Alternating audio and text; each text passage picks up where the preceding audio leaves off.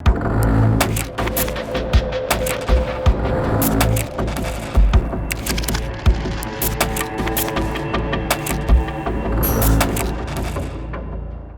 स्वागत है आप सभी का। आप देख रहे हैं द राजनीति का विशेष सेगमेंट खबर और विश्लेषण। मैं हूं जब्बार खान। दोस्तों, महाराष्ट्र में जो हो रहा है, क्या वो गृह मंत्री अमित शाह के इशारे पर हो रहा है?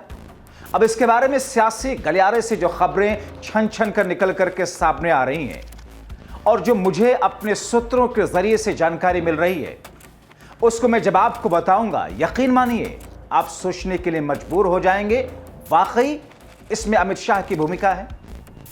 दोस्तों, महाराष्ट्र विधानसभा में इस बार एक अलग तरह की सियासी स्थिति बनती हुई दिखने वाली है। अगर ऐसा हो गया तो एक तरीके से अमित शाह ने महाराष्ट्र में दो तरह की स्थिति बनाई। पहली स्थिति कारगर हुई तो ब्राह्मण समाज से आने वाले देवेंद्र फडणवीस फिर से महाराष्ट्र के मुख्यमंत्री नहीं बन पाएंगे। वहीं अगर दूसरी वाली स्थिति कारगर साबित हुई तो मानकर चलिए उद्धव ठाकरे के समेत एमवीए को झटका लग सकता है। और इन दोनों स्थितियों में फायदा जिन्हें सबसे ज्यादा होने वाला है वो महाराष्ट्र के कार्यवाहक मुख्यमंत्री एकनाथ शिंदे हैं। अब मैं ये क्यों कह रहा हूं, इसे समझने के लिए सबसे पहले इस वक्त जानिए महाराष्ट्र विधानसभा में इस वक्त की ताजा स्थिति है क्या। महाराष्ट्र में बीजेपी को 132, शिवसेना को 57, एनसीपी अजित पवार वाली पार्टी को 41, जेएसएस एनडीए को 2 और आरएसवीए एनडीए को 1 सीट मिली। ये सभी महायुति में शामिल हैं। अब चलिए महाविकास आघाड़ी में शामिल पार्टियों को कितनी सीटें मिली उसे भी जल्दी से जान लेते हैं। महाविकास आघाड़ी में शिवसेना उद्धव को 20, कांग्रेस को 15, एनसीपी शरद को 10, सपा को 2, सीपीएम को 1 सीट मिली। तो एमवीए के पास में कुल सीटें हो गई मिलाकर के 48। इस लिहाज से देखें तो महायुति में शामिल शिंदे की शिवसेना ही एमवीए पर भारी है। शिवसेना के 57 विधायक हैं।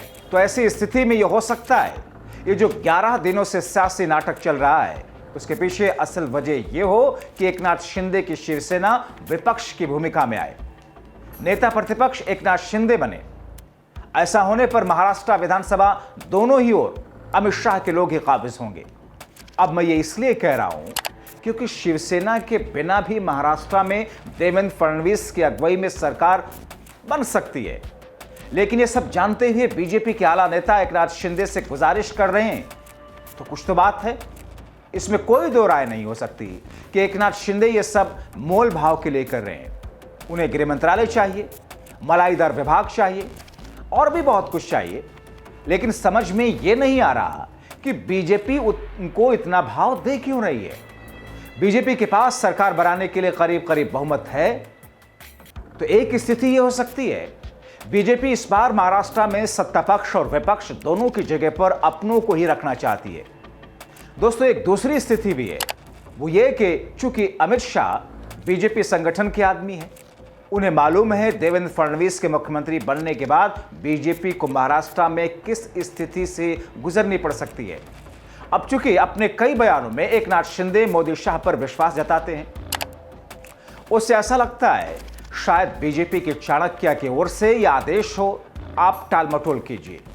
माना जा रहा है 2 राज्य में विधानसभा चुनाव के बाद अभी आरएसएस एक्टिव नहीं है, सिर्फ मोदी के। वैसे तो फडणवीस फेवरेट है, लेकिन बीजेपी की राजनीति की मजबूती के लिहाज से अमित शाह के लिए देवेंद्र फडणवीस उतने अहम नहीं है।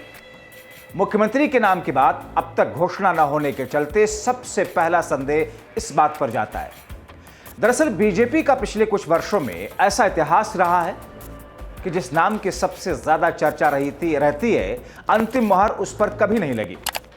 हालांकि महाराष्ट्र में देवेंद्र फडणवीस की स्थिति बिल्कुल अलग है। पार्टी महाराष्ट्र में जैसे बड़े और महत्वपूर्ण राज्य में किसी नए या कमजोर नेता को नियुक्त करने का जोखिम नहीं उठा सकती। फडणवीस के पक्ष में उनकी पिछली उपलब्धियां और अनुभव ही हैं, लेकिन उनकी जाति ब्राह्मण होने के चलते पार्टी में एक वर्ग चिंतित है, क्योंकि महाराष्ट्र में मराठा समुदाय का प्रभाव है। अगर फडणवीस सीएम बनते हैं तो बीजेपी मराठा नेताओं शिंदे और अजित पवार को डिप्टी सीएम बनाकर ओबीसी समुदाय को संतुष्ट करने की योजना बना सकती है। लेकिन ये दोनों सीधे बीजेपी के नेता नहीं है, इसलिए विरोधी पार्टी यह आरोप लगा रही है कि बीजेपी बनियों और ब्राह्मणों की पार्टी है, क्योंकि महाराष्ट्र का सीएम ब्राह्मण बनते ही बीजेपी शासित राज्यों में सबसे अधिक ब्राह्मण सीएम हो जाएंगे। तो साफ है ये एक ऐसी स्थिति है जिससे अमित शाह बचना चाहते हैं और इसलिए एकनाथ शिंदे जिस राह पर चल रहे हैं उसे लगता है बीजेपी की ओर से उन्हें आइडिया मिला। इससे यह होगा कि देवेंद्र फडणवीस की जगह मराठा नेता मुख्यमंत्री बने और एकनाथ शिंदे जिस गृह मंत्रालय की चाह रख रहे हैं वो मिल भी जाए। एक और बात है जिसे अमित शाह खुद को दूर नहीं कर सकते। एक वक्त जब आरक्षण आंदोलन के वक्त मराठा समाज बीजेपी से नाराज चल रहा था, उस बीच मराठा आरक्षण को लेकर के ओबीसी बनाम मराठा संघर्ष भी देखने को मिला। हालांकि ये संघर्ष सड़कों पर नहीं दिखा, पर ओबीसी को लगता है कि मराठों को आरक्षण मिलने से उनके कोटे पर असर पड़ेगा। राज्य में मराठा बनाम ओबीसी आरक्षण की लड़ाई चल रही थी, तब एकनाथ शिंदे और देवेंद्र फडणवीस दोनों ने मिलकर के कमान संभाली।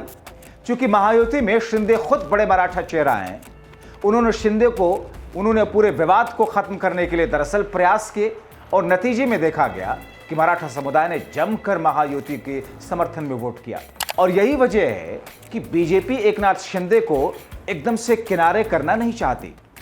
महाराष्ट्र की राजनीति मराठा समुदाय के इर्द गिर्द ही घूमती है। राज्य में अब तक 18 मुख्यमंत्रियों में से 10 मराठा रहे हैं। इनमें से एकनाथ शिंदे का नाम भी शामिल है। राज्य में कुल 288 विधानसभा और 48 लोकसभा की सीटें हैं। मराठा समुदाय करीब 150 से ज्यादा विधानसभा सीटों और 25 लोकसभा सीटों पर मजबूत पकड़ रखता है। इसीलिए तो हम कह रहे हैं। अब मैंने जो आपको महाराष्ट्र की राजनीति की 2 सियासी स्थितियां बताई, उन दोनों ही स्थितियों में एकनाथ शिंदे को तो फायदा होगा, लेकिन शिकार देवेंद्र फडणवीस और एमवीए में से कोई एक होगा या फिर दोनों ही शिकार हो जाएंगे।